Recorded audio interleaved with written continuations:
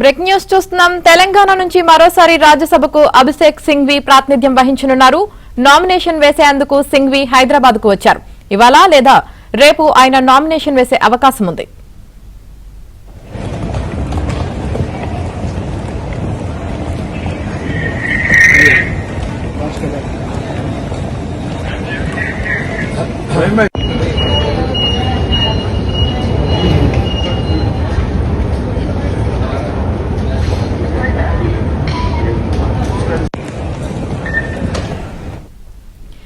తెలంగాణ నుంచి రాజ్యసభకు అభిషేక్ సింఘ్వి ప్రాతినిధ్యం వహించనున్నారు. నామినేషన్ వేసేందుకు సింఘ్వి హైదరాబాద్ కు వచ్చారు. ఇవాళ లేదా రేపు ఆయన నామినేషన్ వేసే అవకాశం ఉంది.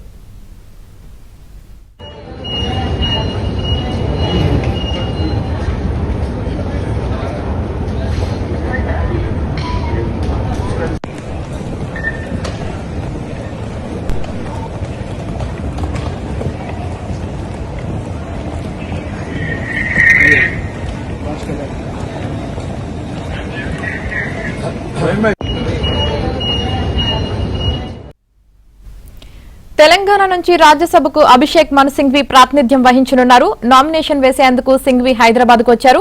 ఇక దీనికి సంబంధించి పూర్తి సమాచారం మా ప్రతినిధి సిద్ధార్థ్ అందిస్తారు. సిద్ధార్థ్. అభిషేక్ మను సింఘ్వి కాసేపటి క్రితమే హైదరాబాద్ కు వచ్చారు. ఈ రోజు ఆయన నామినేషన్ వేస్తారని హస్తం నేతలు చెప్తా ఉన్నారు. కానీ సడన్ గా CM Revanth Reddy, PCC chief Mahesh Kumar Goud ఢిల్లీకి కాసేపట్లో వెళ్లనున్నారు. ఈ నేపథ్యంలో అభిషేక్ మను సింఘ్వి నామినేషన్ ను వాయిదా వేసుకున్నట్టు తెలుస్తా ఉంది. ఢిల్లీకి వెళ్లిన తర్వాత తెలంగాణ నాయకులు రాహుల్ గాంధీ, కేసీ వేణుగోపాల్ తో మాట్లాడతారు.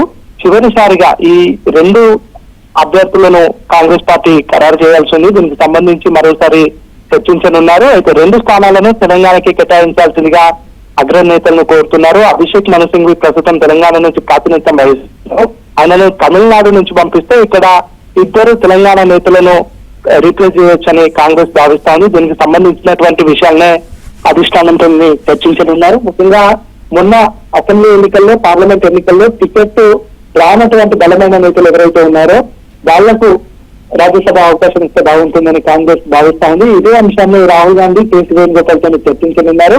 ఈ రోజు సాయంత్రం వరకు అభ్యర్థులకు సంబంధించి ఒక కన్క్లూజన్ కు కాంగ్రెస్ నేతలు రానున్నారు. రేపు ఉదయం అసెంబ్లీలో 11 గంటలకు కాంగ్రెస్ పార్టీకి సంబంధించినటువంటి ఇద్దరు అభ్యర్థులు నామినేషన్ వేయనున్నారు. రైట్. Thank you Siddharth.